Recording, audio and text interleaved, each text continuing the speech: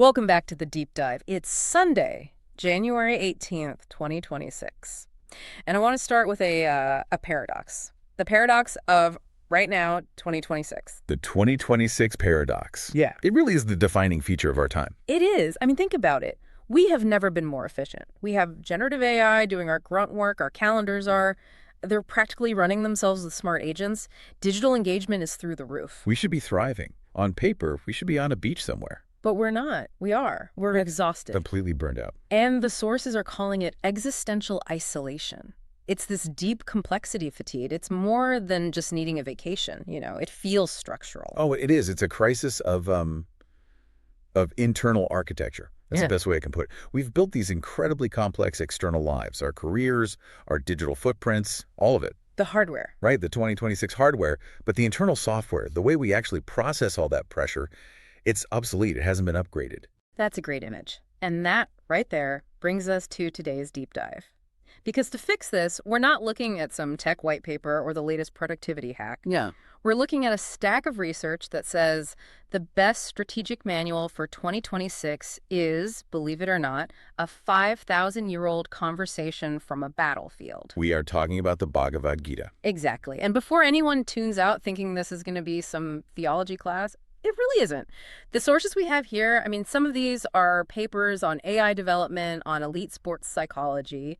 And they all treat the Gita as a cognitive management system. A management system. That's the key. If you just strip away the context for a second, what you're left with is this incredibly sophisticated framework for making decisions under immense pressure. The main character, Arjuna, he's not off meditating in a cave. No, he's in the middle of the war zone having a full-blown panic attack. Which is a very 2026 mood, right? It really is. Executive anxiety, decision paralysis, that feeling of being overwhelmed. These aren't new problems. So our mission today is to decode some of this ancient source code. We're going to look at concepts like deha and dehi, nishkama karma. That's Vadharma. And we'll see how they're actually being applied right now in boardrooms, in Olympic training, and this is the part that blew me away. In the latest AI therapy bots. The AI angle is just wild. We'll get there. But let's start at the foundation. The sources call it the ontological shift. It's a bit of a fancy term, but it gets right to the root of that identity crisis we all feel. It all starts with a very simple but profound distinction from Chapter 2 of the Gita, the difference between deha and dehi. Okay, so deha is the physical stuff. It's the vehicle. So yes, the physical body, but also your job title, your social status, your bank account, all the external stuff. And dehi is the occupant, the driver. There's a perfect analogy for this in the notes, the car analogy. Right, it's the easiest way to grasp it. You can have a Tesla, Ferrari, whatever's amazing machine, beautiful paint. But if the driver gets out of the car, what is it? It's just a parked object, metal and glass. Exactly. It has no agency. It doesn't move. It doesn't feel anything. The body, and by extension, our digital avatar, our LinkedIn profile, that's the car. Our consciousness, that's the driver. And the problem in 2026 is we've forgotten we're the driver. Right. We think we are the car. That's it. We spend all our energy polishing the paint job. Yeah. Obsessing over the digital body, how many likes we got, our social footprint.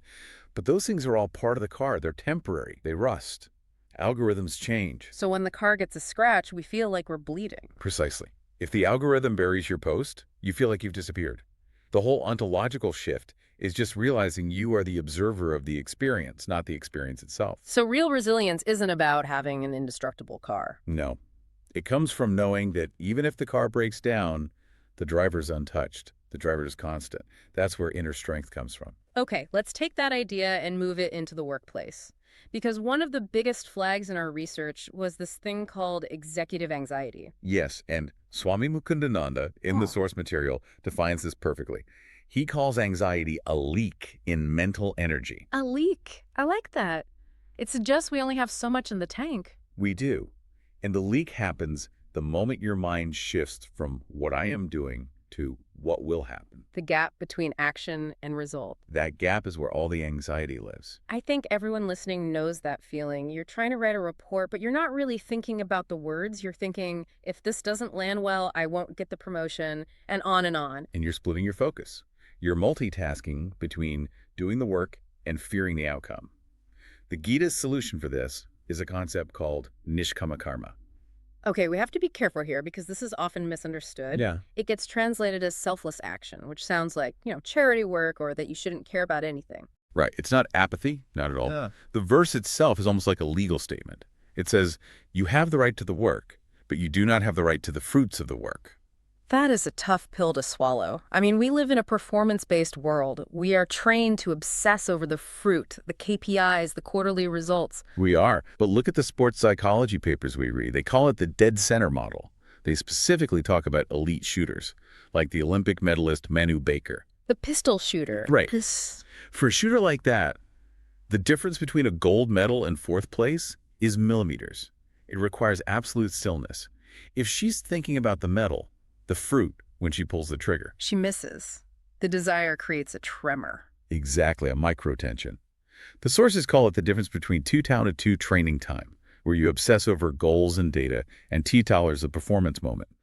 At T-dollars, you need a dispassionate cool. The action has to be an end in itself. So by trying to grab the prize, you actually push it further away. That's the paradox. When you surrender the outcome, you plug that energy leak.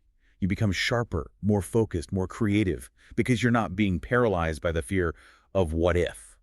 So be ambitious in your preparation. But an absolute monk in your execution. Treat the work as sava, as a form of worship or service. Do it perfectly for its own sake. Okay, so that's how we should work. But what about what work we should be doing? Because a huge part of burnout today is imitation. We see a successful person and think, I just need to copy their playbook. Mimicking success instead of generating it. And that brings us to the next big idea. Svadharma. One's own duty, or one's own nature. Yes. And the Gita has this incredibly provocative line. I'm going to quote it directly. It is better to perform one's own duty imperfectly than to perform another's duty perfectly. Whoa. That goes against every instinct I have. Why would I do something badly if I could do something else perfectly? If I can be a perfect copy of someone successful, why not do that? Well, maybe you get paid in the short term. But is it sustainable?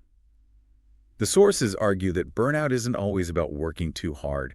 It's about working against your own nature. There's friction. Right, the friction. It's like if you're a fish and you spend your entire life trying to climb a tree because you saw a monkey get a lot of applause for it. You're going to be a miserable, terrible tree climber. And you'll probably fail anyway. Yeah. The monkey is built for it. Mm-hmm. You're not. Savadharma is about that alignment, finding where your natural abilities fit. Authenticity scales, imitation doesn't. But how do you find it? Follow your passion is often terrible advice. I agree.